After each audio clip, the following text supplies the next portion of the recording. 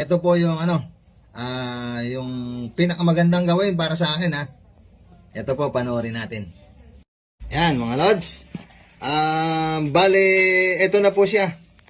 Ito yung first step natin. Kailangan hinaingan muna natin sila. Tanggalin na natin ulo kasi ano siya. Malaki ulo, hindi natin pakikinabangan. Magaganda po yung laman ng kanduli. Halos wala po siyang halos wala siyang tinik. Masarap yan, masarap na Yan, ito po yung gagawin nating una. Tanggalan muna natin ang ulo para bale 1, 2, 3, 4 ba? 5 piraso. Yan, pansinin po ninyo mabuti mga lods. Ayun, yung puti. Lagyan mo bunso ito. Buhusan. Ayan. Nawawala po, ayan. Nawawala po mga lods yung, ayan, kung nakikita yung mga puti-puti na yan. Ito po mga lods. Ito yung next step natin. Nagkuha tayo ng luya. Pagkatapos na lagyan ng yung kanduli, ito na po siya. Yan.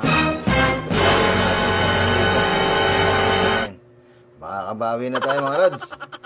Panibagong pantanggal po kasi ng lansa yung paglalagay ng luya pagka nag-spray mga lods. Panibagong step. Ito na po yung kanduli. Hindi ko malang kung medyo toasted po. Yung inano natin. Piniganan natin. Tapos toyo.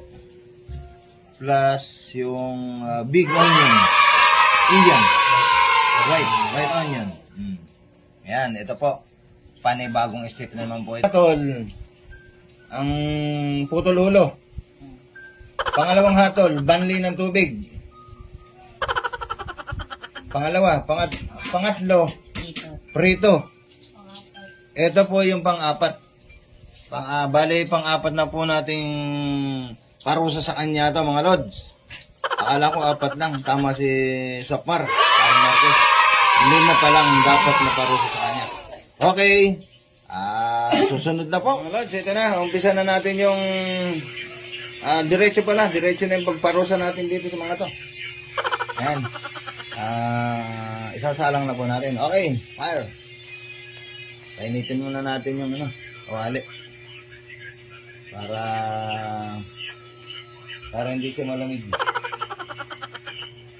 Tapos mantika. Oil. Anong oil na yan? Palmolive oil. Shampoo pala yung mga lods. Palmolive oil. Ayan. Saglit lang po ito. Bali pang-apat na to. Yan. Yari ka na ngayon. Makakabawi din ka. Naku, nakaisang na ako mga lods. Nakaisang may pinamik na ako eh. Pero wala na po yung kanina paghampas pa lang, wala na, kaya lang sure. Pinaka-sure na gawin. Meron tayo ng konti. Yan. Plus toyo. Yan na mga lods. Sentensyado. Kaya ka na ngayon.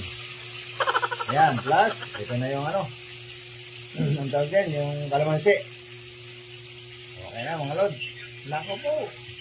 Kalapatan.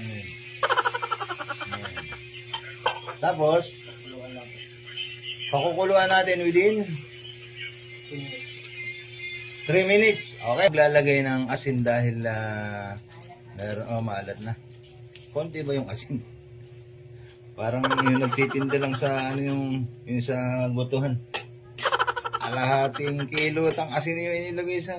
Yan, pihitin po natin para masaya. Para masaya lang po.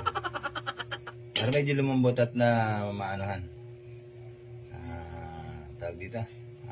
Umabot doon sa ibuturan ng kalooban ng ating pinakamamahal na kanduli yung yan.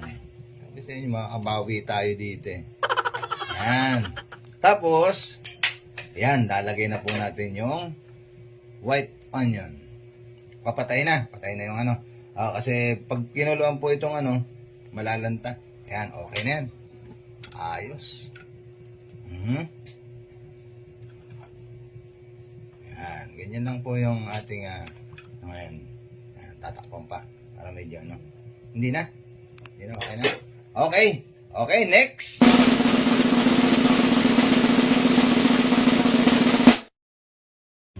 Mga Lods, yun. Ito na po yung nakadali sa ating kaninang kanduli. Talagang ano po siya, multiple.